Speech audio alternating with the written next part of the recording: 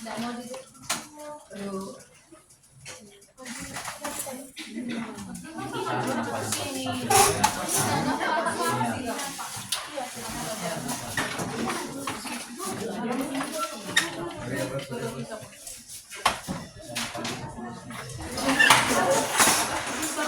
Pakai meja ya. Kalau pakai meja, laptop juga susah ya.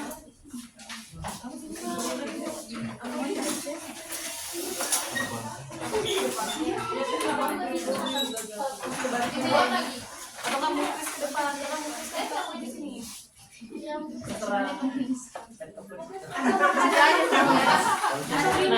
Berhadapan aja duduk per kelompok.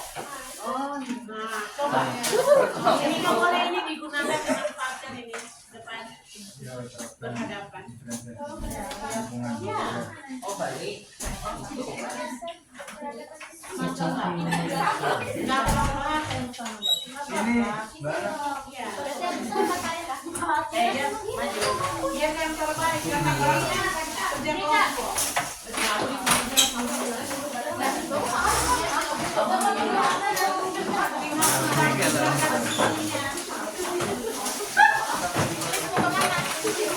Dia mau keluar dia.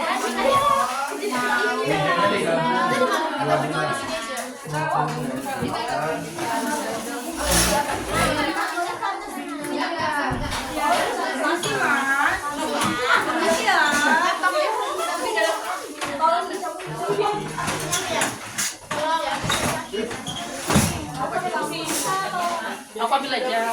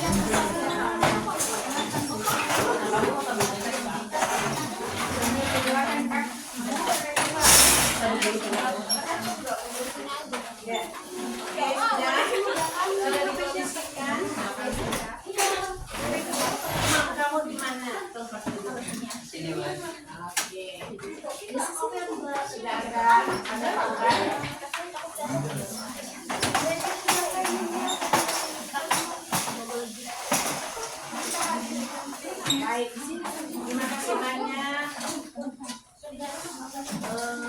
Kita akan lanjut untuk memulai perkuliahan kita. Pengajaran apa sih? Prinsip pengajaran dan asesmen. Tuntas ya. Itu selesai. S1 sudah ujian, kalian belum selesai.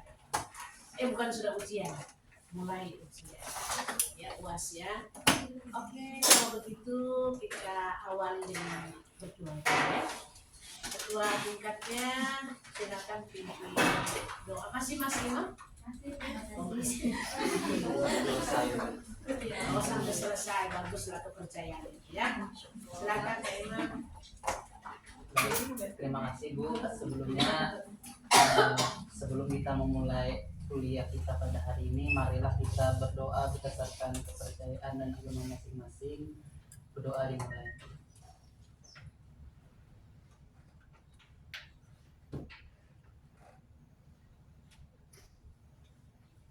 Berdoa selesai. Baik, terima kasih. Nah, buka dulu, kita punya lama tidak berjumpa. Jadi buka akun dulu semua masing-masing.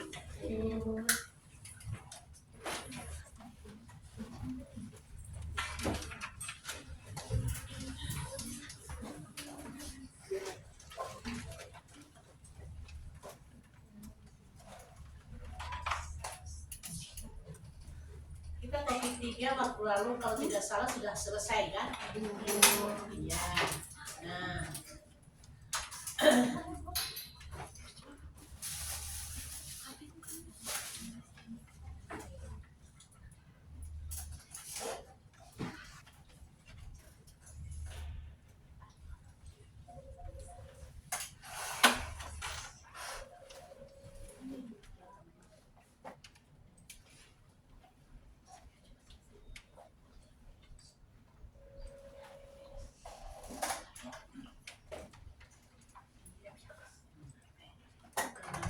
di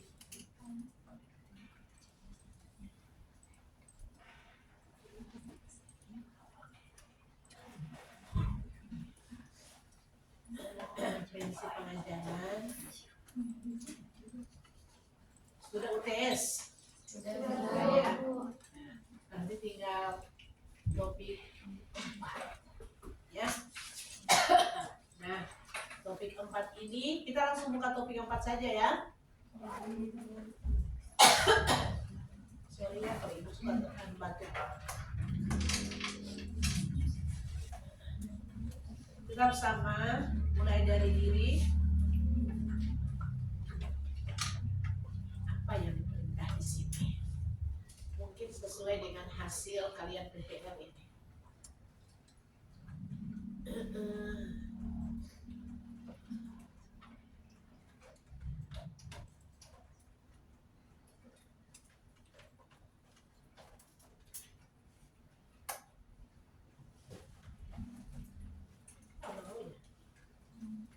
Kalian mau dibuka mau? Bisa Bisa, Bu. Bu.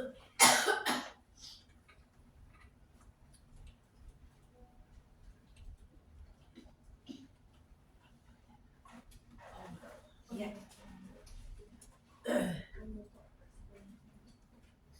Ini topik terakhir, rancangan pembelajaran assessment menggunakan pendekatan culturally responsive teaching.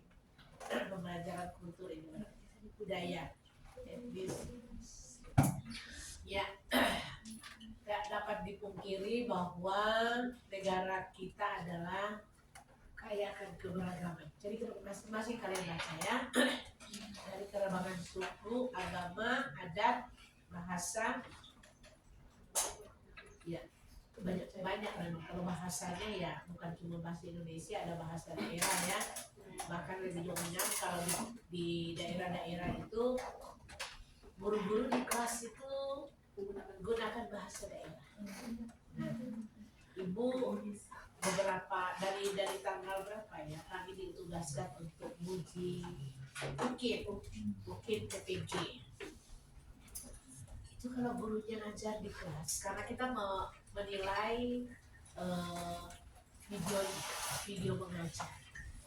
Jadi di video mengajar itu kalau yang ya daerah-daerah Banjar ya itu kebanyakan ya, atau Kutai, gurunya memadukan bahasa daerahnya dengan bahasa Indonesia, karena memang bisa anak-anak itu, siswa itu lebih cepat atau mudah menangkap ya, memahami bila mana digabung dengan bahasa daerah. Jadi memang itu budaya kita demikian. Oke, baca terus di bawah. Ini langsung jawab beberapa pertanyaan berikut sesuai dengan pengalaman Anda. Nah, pengalamannya apa ini?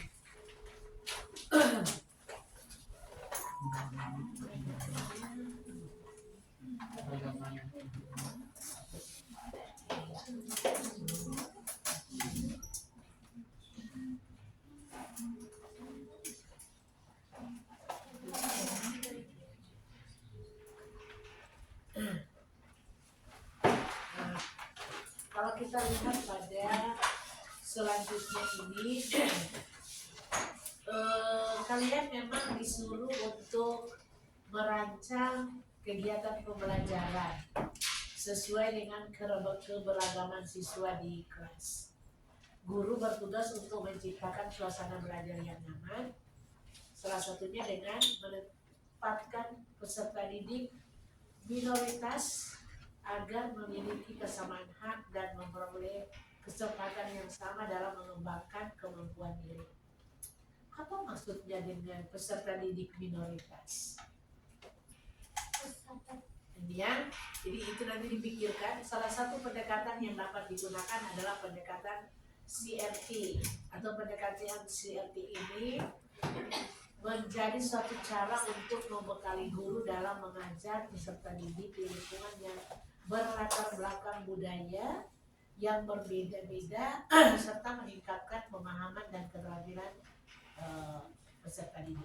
Ibu mau tanya, kalian kan dari sekolah ini ya. Di sekolah kalian yang berkunjung atau melaksanakan PPL di sana, adakah kalian dapati bahwa murid di sana heterogen etnisnya atau multi etnis atau homogen lah? Ada. Jadi kalau heterogen, nah biasanya kalau heterogen etnis atau multi etnis itu masing-masing anak itu punya keunikan sendiri berdasarkan latar belakang etnisnya. Ya, jadi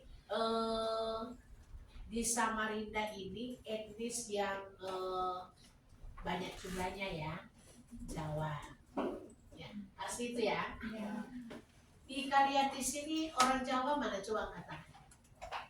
1, 2, 3, 4, 5, 6, 7, 8, 9, 10 orang Bugis. Oke, 1, 2, 3, 4, 5, 6, 7, 8, 9 orang Banjar. Mulai sedikit ya. 1, 2, 3, 4 orang Kutai. Orang Dayak. 1, 2, 2.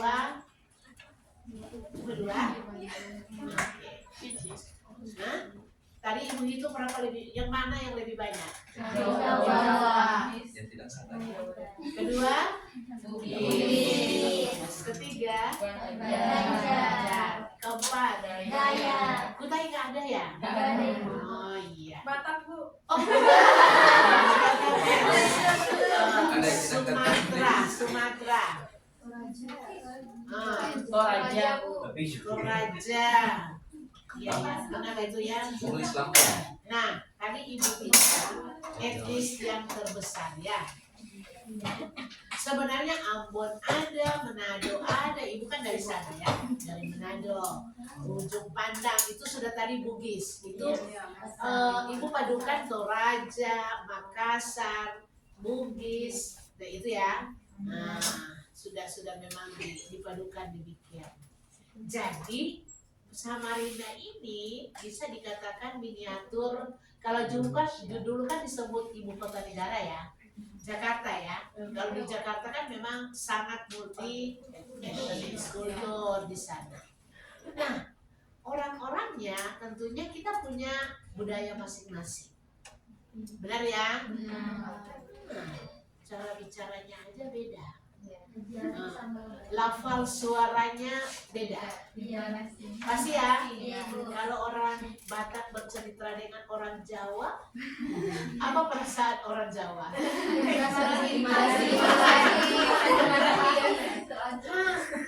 Ayo, ya bisa kan?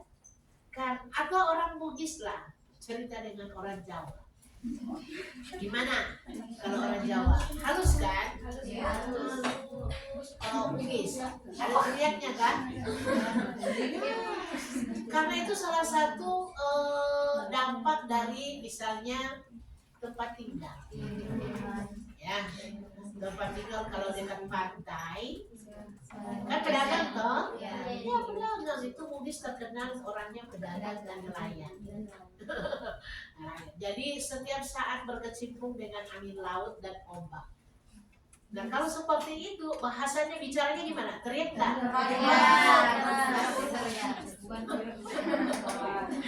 Lama-lama terbawa itu jadi apa? Kebiasaan. Biar kita coba berdua begini cerita itu.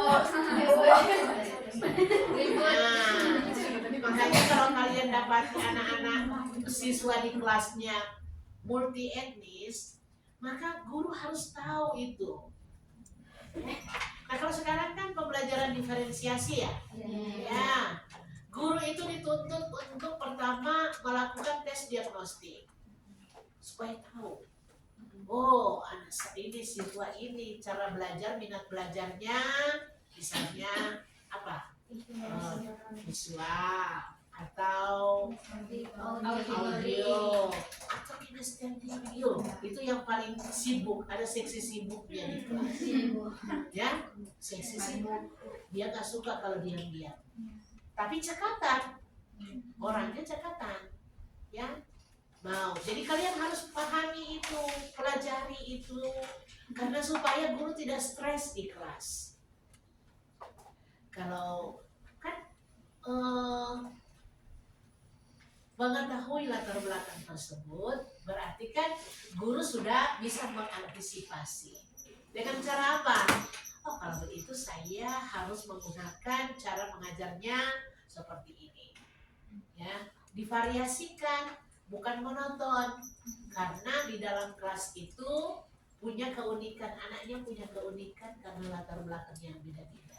Itu dasarnya dulu. Ya. Lain halnya kalau ngajar di kampung sendiri. Nah, kalau misalnya dapat kita mengajarnya bukan di kota, ya, bukan di kota atau di kampung sendiri, itu kan homo. Artinya bukan multi etnis, tapi itu satu kesatuan, budayanya sendiri sama budayanya. Jadi pakai bahasanya yang sama dan semuanya. Artinya guru itu tidak banyak terlalu berpikir, oh saya ini pasti tidak juga terlalu banyak menghadapi masalah dari keunikan mereka, karena saya dalam kampung ini adatnya sama, tata caranya semuanya, budayanya sama. Oke, ibu tahu kalian baru pulang dari sekolah, iya kan? Dan pengalaman itu pasti hasil pengamatan toh. Nah, di sana sudah mengajar. Sudah. Nah, sudah selesai kan PPG-nya, PPM-nya? Oh, masih mau kembali lagi? Belum. Oh, penelitian. Penarikan. Tapi sudah selesai mengajarnya, iya? Melakukan kegiatan di sekolah juga? Sudah. Tinggal penarikan. Berarti sudah mau tuntas. Ya. Apa yang kamu dapat dari sana? Tentunya banyak ya, banyak warna-warninya, banyak. Mulai dari menyusun perangkat, berhadapan dengan guru pamong, mungkin kalau guru pamongnya kurang peduli atau guru pamongnya suka bersahabat, ya syukurlah ya. Tapi kalau guru pamongnya ya maklum, itu kan karena memang punya budaya beda-beda ya, punya sikap sifat yang beda-beda. Ya, bagaimana tinggal kalian supaya bisa sukses beradaptasi. Nah, beradaptasi dengan lingkungan di sana. Kalian kan supaya lulus toh. Nah, kalau lulus itu selagi tidak terlalu memberatkan tugas yang diberikan oleh sekolah atau guru pamong, supaya tidak ada masalah. Ya, lancar-lancar ya, bisa cepat selesai. Oke, jadi di sini pada eksplorasi konsep memang ada beberapa hal yang kamu harus lakukan. Contohnya dikemukakan guide, langkah-langkah pembelajaran dengan pendekatan CRT, yaitu sebagai berikut. Ini ada yang harus identitas diri dari peserta didik, ya. Ini budaya berkaitan dengan materi yang akan disampaikan. Paling penting ibu sudah jelasin tadi ya, pemahaman budaya. Peserta didik mengkonstruksikan pemahaman budaya dengan ilmu pengetahuan baru yang diperoleh berbagai sumber. Kolaborasi. Ini peserta didik bekerja dalam kelompok untuk membahas konsep dan perspektif budaya. Berpikir kritis untuk refleksi. Peserta didik membandingkan hasil diskusinya dengan teori yang ada dengan bimbingan guru, dan konstruksi transformatif. Peserta didik menyajikan pemahaman mereka melalui sebuah proyek. Jadi dari sana tentunya bisa memperoleh banyak informasi. Sudah diperoleh waktu kalian di kelas hal ini? Dapat ya? Ya, ini bisa dilakukan. Karena mau identitas diri ya bisa diperoleh pemahaman budaya. Nah, ini pemahaman budaya masing-masing ya. Nah, ibu tanya lagi.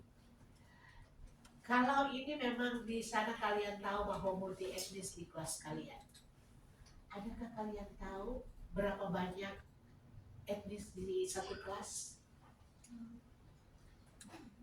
Ada sampai di sana kalian mengamati? Nah, misalnya, oh imam dulu, mana imam? Imam, ya. Kamu mengajar di kelas berapa? Kelas 6D, Bu. Kelas 6D. Nah, di kelas 6D itu sudahkah kali apa imam tahu ada berapa etnis di sekolah itu? Ya, sudah, Bu. Untuk etnisnya itu ada yang dari NTT, itu etnisnya apa ya? Ada Banjar juga, Bu.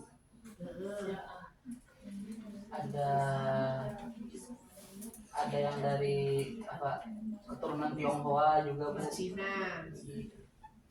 Bagaimana cara kamu mendapatinya? Etnis itu?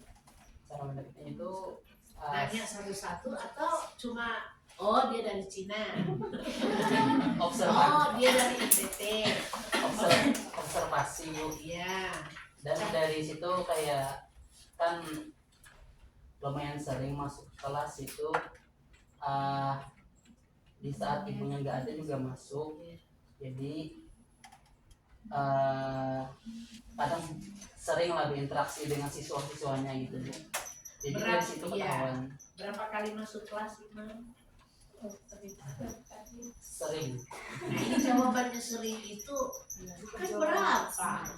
Kalau sering itu nggak bisa diukur.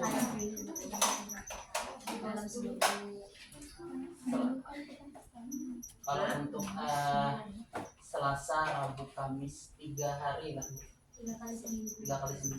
3 kali seminggu masuk satu kelas itu aja. Iya, kelas itu aja. Oh, jadi 3 kali masuk. Sebagai apa? Guru mengajar atau sebagai pengamat? Sebagai pengamat. Berapa kali ngajar di sana? Kalau ngajarnya saya 3 kali. Keseluruhan 3 kali. Ya. Terus kalau sudah keseluruhan 3 kali, apa yang dilakukan pada saat menyusun perangkat pembelajaran? Yang dilakukan saat menyusun itu banyak konsultasinya sih, Bu, dengan guru pamongnya. Kalau yang pendekatan CRT ini ada dilakukan? Kalau untuk pendekatan CRT ini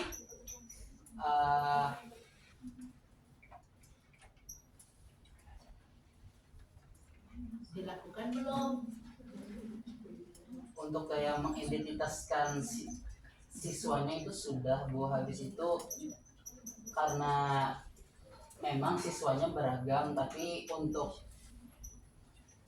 kayak apa ya, ada beberapa beragamnya tuh gak terlalu timpang gitu lah, Bu.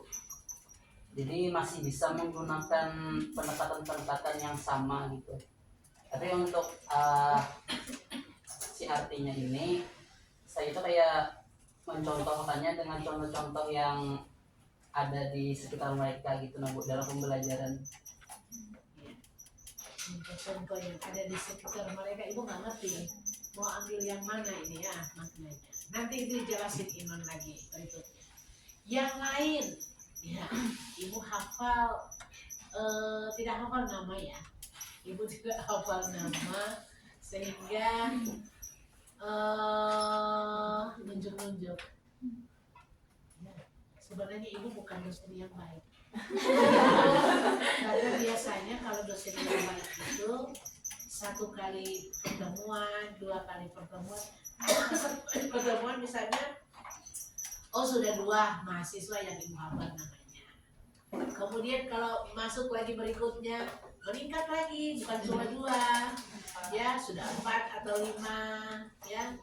Nah itu adalah siswa atau dosen atau pengajar yang memperhatikan siswanya dan menghafal.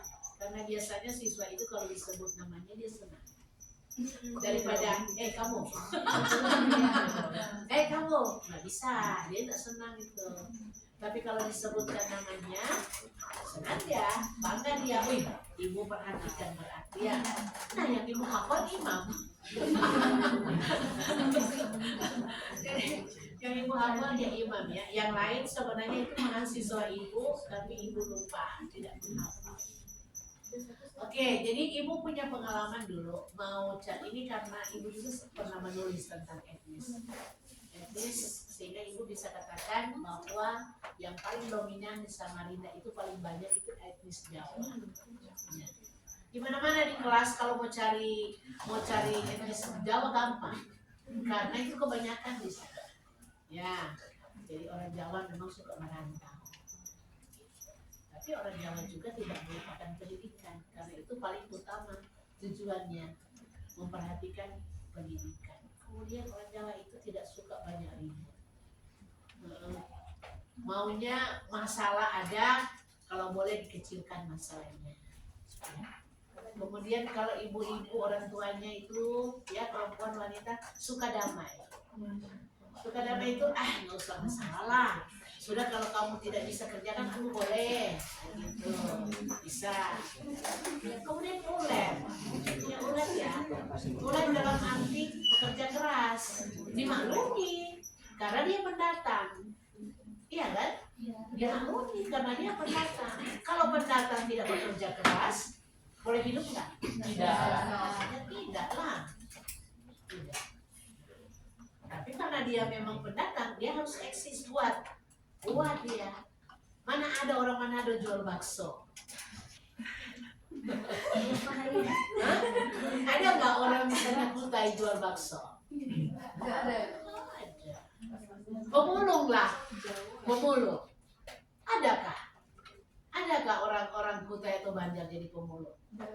Apalagi mau bilang Dayak ya, sama sekali tidak ada, ya kan? Karena yang punya tanah, tuan tanah itu ada begitu. Tapi kalau kita lihat, yang suka pikul-pikul jualan keliling sayur dari mana? Jadi dia memang mesti kuat, ya harus kuat gitu. Ya, gitu.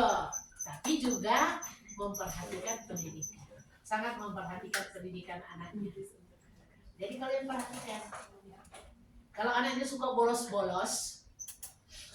ya, nggak masuk sekolah, tanya mamanya, tanya kamu dari mana? Nggak ada dari Jawa.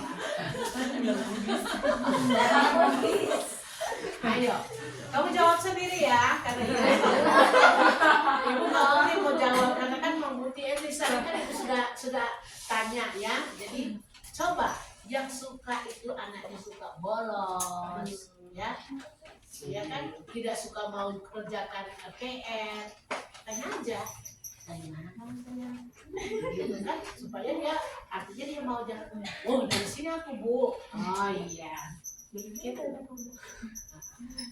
Baik, nah itu harus dimiliki oleh guru. Ya, supaya guru nggak stres. Kalau anak ini banyak betul suruh buat tugas nggak mau kerjakan. Ya, mungkin orang tuanya nggak perhatikan, tidak mengutamakan pendidikan. Ya, tidak mengutamakan pendidikan. Utamanya, ayo kita tangkap ikan. Ya, kalau nangkap ikan, pergi ke laut, pulangkan bawa ikan kan? Jual, dapat uang, beli beras, sudah makan. Iya, bantu orang tua daripada mau sekolah. Kalau nggak bantu, nggak dapat apa-apa, pulang sekolah lapar. itu terkadang-kadang kita orang tua itu harus apa? Mikir, mau utamakan pendidikan anak atau anak jadi satu tenaga kerja untuk bisa menopang ekonomi keluarga. Kan itu pilihan ya. Ya, ayo. Ibu dapat data itu banyak. Guru itu apa? Ngeluh, Bu, di sini siswanya itu ada musiman. Kenapa nggak pakai musiman? Terkadang kelas itu kosong. Jadi guru harus pergi nyari dulu siswanya. Musim apa? musim nanam padi, musim panen. Kalau lagi kemarau, sungainya kering, kan musim nangkap ikan. Ya, seperti mungkin kalau di kota tidak kelihatan itu, ya kan? Tidak kelihatan. Ya, itu info-info yang guru-guru yang bisa kita sharing sama-sama. Jadi budaya beda. Kemudian wawasan pendidikan untuk ke depan ya beda juga. Oke. Lanjut ya, kita lanjut ya. Jadi ini kan sudah ya, kita lanjut selanjutnya. Untuk ruang kolaborasi. Nah, jadi anggap saja kalian sudah paham ya dengan pendekatan CRT ini. Nah, sekarang ada studi kasus pertama, contoh kasus pertama. Pak Budi merupakan guru ekonomi. Hari ini Pak Budi akan menyampaikan materi mengenai wirausaha. Sekolah Pak Budi terletak di daerah dataran tinggi dan peserta didik Pak Budi sebagian besar memiliki orang tua yang bermata pencarian petani. Tuh. Jadi itu nanti nanam padi, kemudian panen padi, gitu ya. Bagaimana kegiatan dan tugas sebaiknya diberikan Pak Budi? Kalau dapat kasus seperti yang Ibu ceritakan tadi, misalnya supaya siswanya tidak pernah bolos, artinya gini, supaya siswanya tetap hadir di kelas, tetap sekolah, apa yang harus dilakukan oleh Pak Budi? Kemudian ini diskusikan kasus tersebut dengan pendekatan culturally responsif dan teaching. Nah, contoh kasus kedua, Bonar, ini nama orang Batak ini. Bonar adalah seorang siswa bersuku Batak, oh betul ya? Berasal dari Sumatera. Saat memasuki SMP, Bonar dan keluarganya pindah rumah ke daerah Cianjur. Sebagian besar siswa di sekolah ini berasal dari suku Sunda. Bonar merasa kesulitan untuk beradaptasi karena perbedaan budaya. Kalau dia tidak siap menerima perbedaannya susah ya. Diskusikanlah cara guru untuk menciptakan lingkungan belajar yang aman, nyaman, dan berpihak pada peserta didik. Selain kedua contoh kasus di atas, Anda juga dapat mencari kasus serupa yang lain. Diskusikan cara guru, diskusikan kasus tersebut. Ini kasus pertama, ya, pendekatan kultural ini. Nah, kasus pertama dulu ya. Berapa kelompok kalian? Satu kelompok berapa? 5 menit aja ya, supaya cepat-cepat aja ceritanya dirangkumin. Kan supaya 6 kelompok 30 menit, kasus kedua juga 30 menit, sudah 1 jam. Masuk aja di situ. Oh, kita mau sepakat sebelah jam berapa?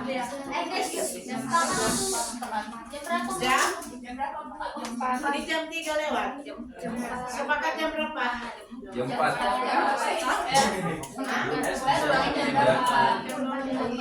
Lebih cepat lagi.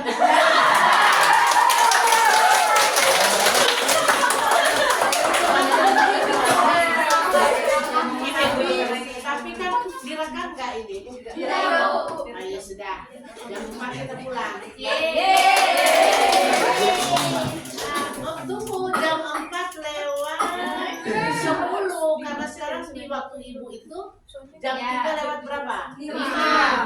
Lewat 10 aja lah. Ya, jadi 4 lewat 10 on time ya, 5 menit. Ya, silakan. Kelompok 1. Kelompok 1. Ayo kelompok 1 mana? Di situ aja.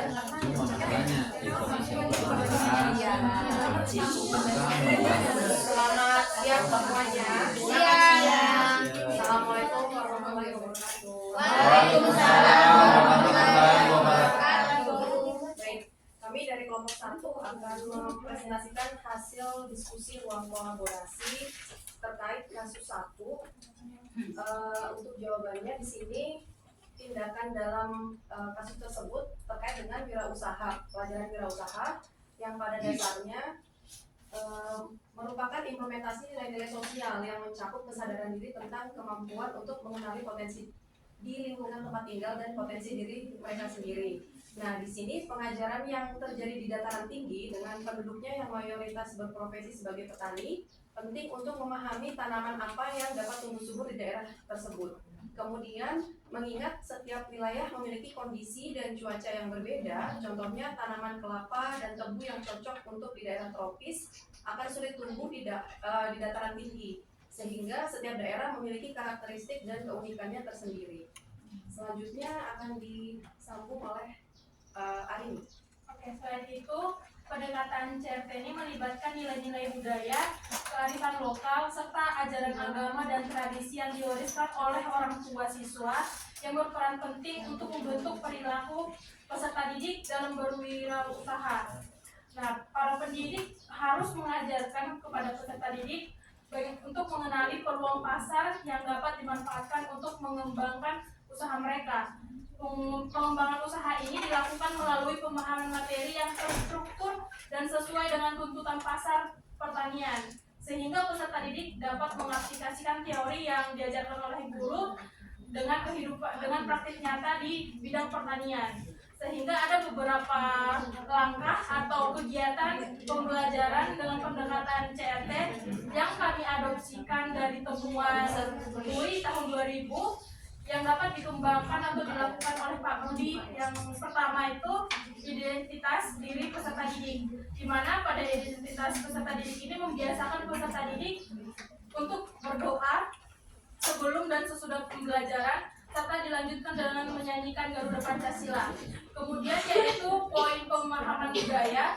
Di poin pemahaman budaya ini Pak Budi dapat melakukan pertanyaan pemantik untuk peserta didik. Yang pertama itu bertanya tentang bagaimana lingkungan sekitar tempat tinggal peserta didik. Kemudian meminta peserta didik bercerita tentang potensi alam mereka. Yang ketiga, bisa meminta peserta didik bercerita tentang mata pencarian orang tua atau orang yang di sekitar mereka.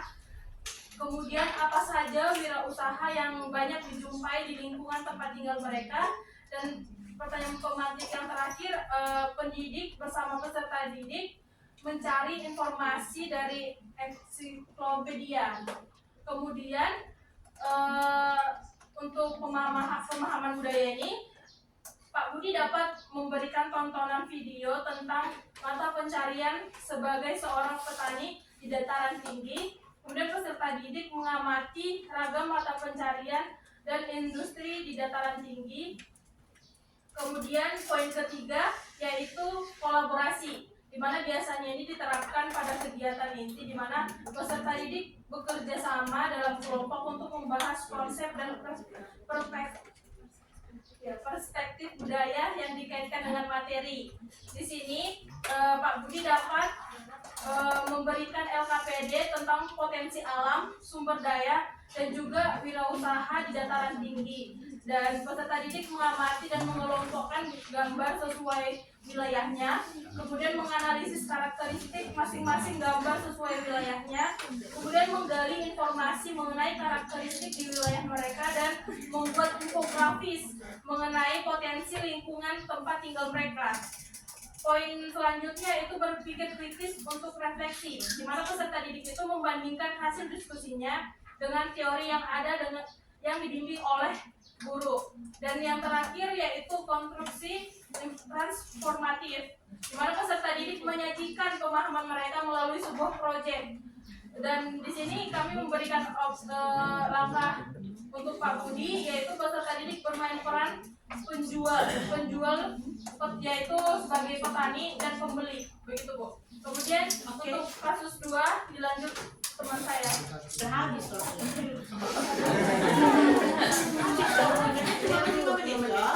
Kita kan konsisten, ya. Jadi setidaknya langkah 1 itu mewakili, ya. Tidak usah langkah berikutnya. jelas untuk kursus pertama itu ya kalau memang di dataran tinggi tentunya mengajarkan keterampilan bercocok tanam untuk tanaman yang cocok pada dataran tinggi. Untuk kalau seperti di Malang ya tanaman apel, sayur-sayuran itu subur di sana. Tapi kalau yang mau tanam mungkin kelapa juga masih kurang lebih karena kelapa itu juga bisa artinya bisa dia di dataran tinggi itu pun dia masih bisa. Terima kasih kelompok 1, kelompok 2 sekarang.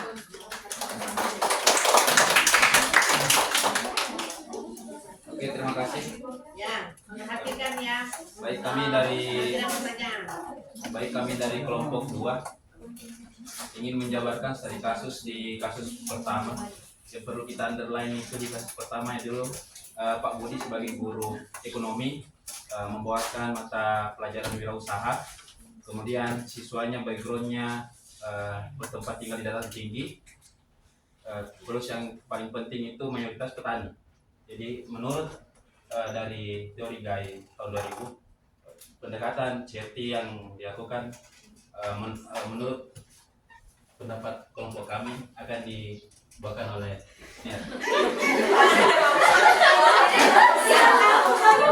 Dia menangkap. Ya,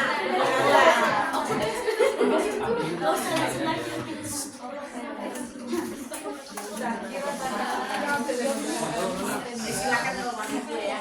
Baik, terima kasih atas kesempatan yang telah diberikan oleh Bapak Atama. Jadi itu tadi pengantar mengenai analisis masalah yang terjadi di kasus pertama mengenai Pak Budi. Adapun opsi kegiatan dan tugas yang kami sarankan setelah kami mendiskusikannya, pertama yaitu ada diskusi interaktif tentang potensi lokal, di mana Pak Budi sebagai guru dapat bertanya kepada siswanya tentang pengalaman keluarga mereka dalam bertani. Selain itu, Pak Budi juga dapat mendiskusikan tentang bagaimana kewirausahaan ini dapat diterapkan dalam bidang pertanian, seperti halnya pengolahan hasil panen dalam misalnya yaitu mengenai kopi kemasan dan sayuran organik. Kemudian langkah atau opsi tugas lainnya itu Pak Budi dapat memberikan tugas mengenai proyek kewirausahaan yang berbasis komunitas. Contohnya yaitu siswa diminta untuk membuat rencana usaha kecil yang memanfaatkan potensi lokal seperti usaha pupuk organik dan lain sebagainya. Selain itu, Pak Budi juga dapat melakukan kunjungan atau observasi, di mana Pak Budi dan siswanya akan mengunjungi pasar lokal atau pelaku usaha yang sukses untuk belajar secara langsung. Di mana dampak dari CRT yang telah dilakukan atau culturally responsive teaching-nya yaitu pendekatan ini mampu membuat siswa untuk merasa bahwasanya pengalaman hidup mereka itu diakui dan dihargai sehingga mereka mampu untuk lebih termotivasi dalam belajar. Selanjutnya dalam kasus kedua, tentu aja Pak Bu. Kasus kedua, silakan. Setelahnya ada waktu. Masih ada waktunya, belum sampai 5 menit. Baik, selanjutnya berkaitan dengan kasus kedua yaitu bonar dan perbedaan budaya yang ada, di mana kami menganalisis masalah yang ada yaitu di mana bonar harus beradaptasi dengan lingkungan barunya karena adanya perbedaan budaya. Dalam pendekatan culturally responsive teaching ini, guru perlu menciptakan lingkungan yang inklusif dan menghargai adanya keberagaman budaya. Adapun langkah guru untuk menciptakan lingkungan tersebut, yang pertama yaitu guru perlu membangun yang namanya pemahaman antar budaya, di mana ada kegiatan pengenalan budaya di kelas, yakni siswa berbagi cerita tentang tradisi atau kebiasaan unik dari suku masing-masing, termasuk salah satunya yang terpenting adalah bonar. Kemudian yang kedua yaitu mendorong adanya kegiatan kolaborasi, di mana guru perlu merancang kegiatan kelompok yang mencampur antara siswa dari latar belakang budaya berbeda untuk membangun relasi antar siswa seperti yang dijelaskan oleh Ibu tadi, ini berkaitan dengan kelompok heterogen. Kemudian yaitu guru berperan sebagai mediator budaya, yakni sebagai jembatan untuk menjelaskan perbedaan budaya antara suku Batak dan Sunda sehingga siswa itu mampu memahami bahwa perbedaan itu merupakan hal yang lumrah atau hal yang normal. Kemudian guru juga perlu yang namanya mendorong dukungan sosial, di mana siswa lain harus diajak untuk menyambut Bonar sebagai salah satu teman baru. Sehingga dengan demikian melalui langkah-langkah tersebut Bonar dengan suku yang berbeda dari yang lainnya mampu beradaptasi, karena guru sendiri itu sudah menciptakan lingkungan yang aman dan nyaman bagi Bonar tanpa mendiskriminasinya. Selanjutnya sudah 3 menit lagi. Ibu, kalau 2 kasus itu ibu langsung 10 menit. Nggak usah 5 menit. Jadi tuntas kan? Ya, 6 kelompok kan 60 menit. Masih ada 3 menit. Baik, selanjutnya mengenai pengalaman pribadi atau kasus serupa akan disampaikan oleh Bapak Luki. Baik, terima kasih kesempatannya. Jadi pengalaman pribadi di PPL di SDN 012 Samarinda Kota di kelas 3B, kebetulan saya banyak berkecimpung di kelas 3B. Jadi background latar belakang para siswa itu sangat-sangat unik, sangat-sangat berbeda. Kasus ini saya lebih dominan, lebih tersorot pada ada siswa yang bernama Devita. Devita ini murid pindahan dari Bali. Dari Bali pindah ke Samarinda, yang di dalam kelasnya itu dominan itu sukunya Banjar, Jawa, dan Bugis, dominan sekali, dan agamanya Islam. Sedangkan Devita ini agamanya Hindu. Jadi butuh proses adaptasi bagi Devita untuk menyesuaikan di lingkungan yang sangat berbeda dari sebelumnya. Nah, berdasarkan pengamatan saya, observasi terhadap guru, apa yang Bapak lakukan ketika Devita masuk, dan Devita ini prestasinya cukup baik, dia juara 3 di kelas. Jadi dia cepat beradaptasinya. Jadi bapaknya itu namanya Pak Suradi, dia membuat malah dia sangat welcome gitu. Dia mengatasinya adalah malah setiap siswa itu disuruh untuk bercerita waktu di awal itu. Jadi waktu pengenalan Devita masuk, tidak hanya ini murid siswa, ini murid baru namanya Devita dari Bali gitu, cuma perkenalan enggak. Tapi Devita diulik apa budaya yang ada di sana, bagaimana tradisinya, apa yang kaget di sekarang itu seperti apa. Dan bukan cuma Devita, siswa lain pun juga diajak untuk diulik juga gitu, menceritakan tentang bagaimana keunikan sukunya itu. Ya, karena waktunya sedikit dan materinya juga. Sudah habis? Masih ada waktunya Pak Bu? Tinggal 1. Tinggal Sudah 1 habis. menit. Sudah habis. Habis ya. Sudah habis ya. Jadi bagus juga ada, artinya guru di sana bisa juga berperan untuk menyesuaikan anggota atau siswa yang baru masuk agar supaya dia tidak merasa asing dan teman-teman itu siap menerima, walaupun kalian berbeda dari keyakinan, kemudian beda suku, tapi mereka masih boleh menyesuaikan, yang tidak bisa demikian. Jadi kesannya baik ya, jadi seperti itu. Oke, kelompok 2 kelompok 3 10 menit, silakan. Baik, selamat siang. Kami dari kelompok 3 dan beranggotakan saya Maulisi sebagai moderator, Anita sebagai pemain 1, Waktunya habis semua. Wida sebagai materi 2 sebagai materi 3, dan Aisyah. Kami akan mempresentasikan hasil diskusi kami terkait ruang kolaborasi tentang materi CA. Untuk pemateri 1 kepada Anita kami persilakan. Terima kasih Gus Mukhlis. Untuk hasilnya yang nomor 1, kami sependapat dengan hasil presentasi bersama Bapak yang 2, tetapi izinkan saya untuk menyampaikan hasil diskusi kami mengenai langkah yang tepat diambil Pak Budi untuk melakukan pembelajaran dengan pendekatan CRT. Jadi untuk langkah yang tepat, yang pertama adalah memahami budaya Pak Budi perlu mengenal latar belakang budaya siswanya, seperti kehidupan kebiasaan dan depannya. Kemudian mengaitkan materi dengan pengalaman siswa. Pak Budi dapat menghubungkan materi kewirausahaan dengan kehidupan mereka. Yang ketiga, memberikan penugasan dan kegiatan tentang kewirausahaan dengan background keluarga berasal dari petani.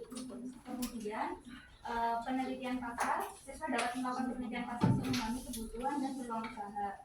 Yang terakhir adalah presentasi hasil kerja. Siswa dapat mempresentasikan hasil rencana bisnis atau produk. Mas Imam ada terminal, adakah? Gimana tadi maksudnya? Untuk meningkatkan kelancaran komunikasi Baik, untuk kasus nomor 2, berdasarkan kasus Bonar yang adalah seorang siswa yang berasal dari Sumatera dan sekolah di daerah Cianjur. Untuk menciptakan lingkungan belajar yang aman, nyaman, dan mendukung bagi peserta didik, guru dapat melakukan langkah-langkah sebagai berikut. Yang pertama, guru perlu membangun komunikasi dengan benar, memahami minat dan bakatnya serta mendengarkan perasaannya secara individu. Yang kedua, guru perlu memahami keragaman budaya kata yang berbeda dan mayoritas Cianjur dengan mempelajari nilai dan tradisi benar. Yang ketiga, mendorong inklusivitas dalam kelas dengan mengakui dan menghormati keragaman budaya, seperti melibatkan bonar dan peserta didik lainnya untuk berbagi pengalaman serta menghargai perbedaan antar mereka. Yang keempat, mengadakan kegiatan kolaboratif yang memungkinkan bonar untuk terlibat aktif bersama teman kelasnya. Kolaborasi ini membantu memperkuat hubungan positif di antara peserta didik. Yang kelima, menciptakan apresiasi terhadap keragaman, baik melalui materi pembelajaran yang mencakup berbagai budaya maupun dengan menghargai perbedaan sebagai kekayaan. Dengan langkah-langkah tersebut, guru dapat menciptakan hubungan yang bersahabat bagi bonar dan dapat membantu proses adaptasi. Selanjutnya, materi Baik, terima kasih atas kesempatannya. Izinkan saya menceritakan pengalaman pribadi saya saat masih kuliah S1 di Universitas di Malang. Saat itu ada mata kuliah POP, pengenalan lapangan persekolahan, yang dimana saya ditempatkan salah satu sekolah yang ada di Malang. Nah, sekolah tersebut berisi mayoritas siswa yang berasal dari suku Jawa. Kebetulan waktu itu saya mengisi di kelas 7A, berisi anak Jawa semua atau homogen, karena mereka dari satu yayasan atau panti asuhan yang sama. Nah, tantangan yang saya hadapi waktu itu ya perbedaan bahasa. Nah, yang saya lakukan dengan rekan-rekan PLP saya berdiskusi untuk menemukan solusi dari permasalahan saya soal bahasa. Nah, akhirnya dapat ditemukan itu dengan membuat kesepakatan kelas bersama peserta didik selama pembelajaran di kelas menggunakan bahasa Indonesia. Di setiap kegiatan yang saya adakan agar dapat lebih mudah dipahami. Setelah itu, hal ini harus dilakukan karena sekolah merupakan wadah formal yang mempersatukan keragaman dengan bahasa nasional. Tetapi saya juga mendapatkan feedback atau refleksi, saya juga harus tetap mempelajari bahasa Jawa dari guru kelasnya agar dapat berkomunikasi dengan lebih intens dengan peserta didik. Demikian pemaparan dari kelompok kami. Atas perhatiannya kami ucapkan terima kasih. Give applause. Karena masih ada 45 menit dari kelompok ini, silakan kalau ada masukan atau pertanyaan. Ya, masih ada waktu, kalian singkat. Bagaimana?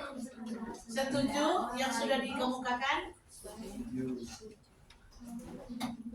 Dari kelompok lain ada tanggapannya? Silakan. Nggak ada. Sama semua solusinya ya.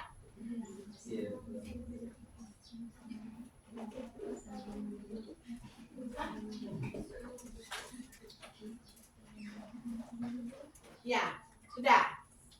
Jadi apakah tindakan yang tadi dianalisis tadi dari Pak Bonar sama Pak Budi sudah tepat? Kalau dari kelompok 3?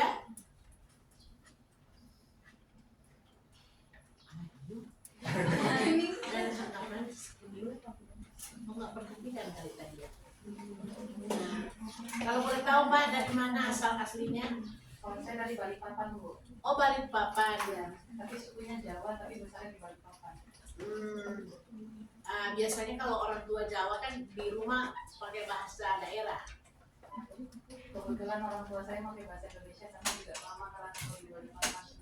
Oh begitu. Ya. Ibu masih ada berapa? 4 ini. Ibu itu tahun 94 sampai 97 kuliah di Malang. Kemudian 2007 sampai 2009 kembali S3-nya di Malang juga. Sampai sekarang ibu nggak ngerti. bukan tidak mengerti. Bahasa keseharian boleh, tapi untuk pengucapannya tidak. Sampai ada satu bapak kan itu ibu kan bergereja ya. Sampai mereka bilang gitu, Ibu Els ini parah. Kenapa Pak? Sudah sampai kedua kali ya kuliah di Malang, tapi nggak tahu bahasa Malang. Ada teman ibu cepat sekali menyesuaikan, cepat. Dia bisa berkomunikasi sudah menggunakan bahasa keseharian. Padahal kan di Malang memang begitu. Jangankan anak-anak di sekolah SMP, di mahasiswa pun gurunya apa dosennya kadang-kadang masukkan bahasa daerah. Bahkan bahasa pengantar mereka sesama dosen itu pakai bahasa daerah. Jadi ya, tapi kalau sudah masuk dalam hal materi, pakai bahasa Indonesia. Keseharian lingkungan itu tempat kos. Jadi luar dari kami anak kos ya, karena kami kan dari berbagai dari daerah, jadi bahasa pengantarnya ya bahasa Indonesia. Mereka menggunakan itu bahasa keseharian ke pasar pun, semua itu ibu cuma tahu eman-eman. Eman-eman itu sayang kan? Sayang mau dibuang, sayang mau ditinggal, sayang kalau dilepas tidak diambil, itu eman-eman itu aja. Oh iya, eman-eman itu sayang kalau tidak digunakan. Oke, harus waktunya. Jadi kita harus bisa menyesuaikan supaya kita tidak akan menemui kesulitan. Tapi kalau anak ibu bawa ke sekolah untuk sekolah, memang dia sangat berat ke bahasa daerah. Di sekolah itu ada mata pelajaran yang dulu kan bulog ya, muatan bakal itu oleh sekolah itu belajar bahasa daerah. Ibu nggak bisa bantu. Biasanya kan orang tuanya kan bantu ya karena anak nggak tahu. Jadi ibu bilang sama kepala sekolahnya, Bu, kebetulan Ibu Pipin namanya, Bu Pipin, mohon maaf ya kalau misalnya anak saya itu sudah pasti nilai pelajaran bahasa daerah dia nggak bisa. Saya pun nggak tahu, jadi saya nggak tahu mau mengajarnya kayak apa. Dalam penulisan kan itu bahasa asli Jawa ya. Ya kalau anak orang Jawa asli ya paham, tapi kalau kita pendatang mana kita tahu. Jadi kan ini anak ini tidak sampai mau lulus juga, cuma sementara saya kuliah anak itu saya bawa. Jadi dimaklumi kalau anak saya dia tidak bisa bahasa daerah. Itu pengalaman dari pada saat ada di sana. Habis waktu kita ke kelompok 4. Silakan. Ya, selamat siang teman-teman. Kami dari kelompok 4 akan menyampaikan jawaban dari kasus 1 dan 2 hasil dari diskusi kelompok kami. Yang pertama, untuk kasus pertama akan disampaikan oleh Kak Cahyani. Yang kasus kedua akan disampaikan oleh Kak Mila. Silakan kepada Kak Cahyani. Assalamualaikum warahmatullahi wabarakatuh. Untuk contoh kasus 1, Pak Budi merupakan guru ekonomi yang mengajar di sekolah di daerah dataran tinggi dan peserta didik berlatar belakang orang tua bermata pencarian sebagai petani. Pak Budi akan mengajarkan materi kewirausahaan, bagaimana kegiatan dan tugas yang sebaiknya diberikan oleh Pak Budi. Berdasarkan hasil diskusi kelompok kami, Pak Budi perlu menyusun materi yang relevan dengan latar belakang budaya dan kehidupan siswa.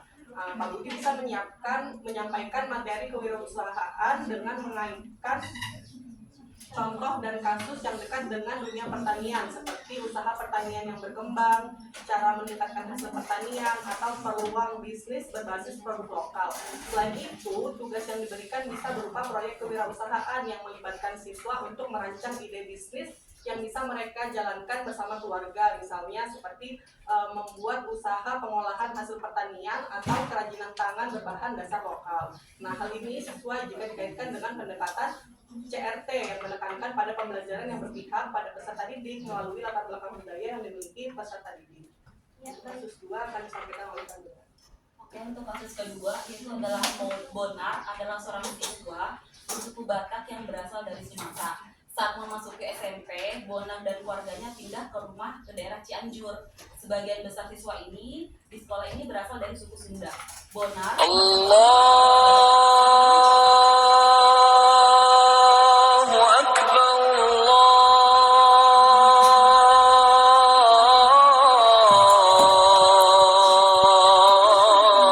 memahami perbedaan budaya dan menjadikan kelas pertukaran budaya antara Bonar dan teman-temannya. Kemudian membuat aturan kelas yang menekankan rasa saling menghargai dan menghindari perilaku yang dapat menyinggung perasaan siswa yang juga sangat penting. Selain itu juga guru bisa menyesuaikan metode pembelajaran yang inklusif dan melibatkan semua siswa dalam diskusi atau proyek kelompok untuk mendorong kolaborasi dan mengurangi rasa kesulitan Bonar dalam beradaptasi. Dengan cara ini, Bonar akan merasa diterima dan dihargai di kelas. Kemudian yang untuk kasus yang dari pengalaman kami yang kita dapatkan di waktu PPL, di SD, yang mana di dalam satu kelas itu ada siswa yang berasal dari Bali dan mempunyai agama yang minoritas, berbeda dengan teman-teman lainnya yang mayoritas, dan latar belakangnya juga berbeda juga dengan teman-teman yang di kelasnya. Kejadiannya ketika ada kegiatan di mana siswa itu harus melaksanakan sholat zuhur untuk siswa muslim. Kemudian siswa Bali ini sometimes dia merasa terasingkan, merasa sendiri ketika siswa yang lain melakukan kegiatan tersebut. Jadi untuk menerapkan pendekatan CRT ini, guru mengenalkan konsep keberagaman budaya dan agama pada siswa, yang mana itu dalam pelajaran Pancasila ada materinya tentang kekayaan suku bangsaku, dan mengajak siswa-siswa di kelas untuk berbagi cerita tentang tradisi kebiasaan yang mereka masing-masing tuh punya kebiasaannya sendiri. Selain itu, guru memberikan kesempatan kepada siswa untuk berbicara tentang budaya Bali tersebut, tentang upacara, tentang perayaan Hindu itu tersendiri. Dengan cara ini otomatis teman-teman sekelasnya bisa memahami dan menghargai perbedaan yang ada. Kemudian untuk hasilnya siswa tersebut merasa lebih diterima dan tidak lagi merasa feeling lonely gitu. Terus teman-temannya juga mulai menunjukkan rasa curious, pengen tahu tentang budaya siswa tersebut dan mempunyai empati terhadap kebudayaan siswa Bali tersebut. Ini hal ini membantu menciptakan suasana kelas yang lebih inklusif dan mendukung untuk para siswa, dan pendekatan ini tidak hanya membantu siswa beradaptasi dengan lingkungan baru,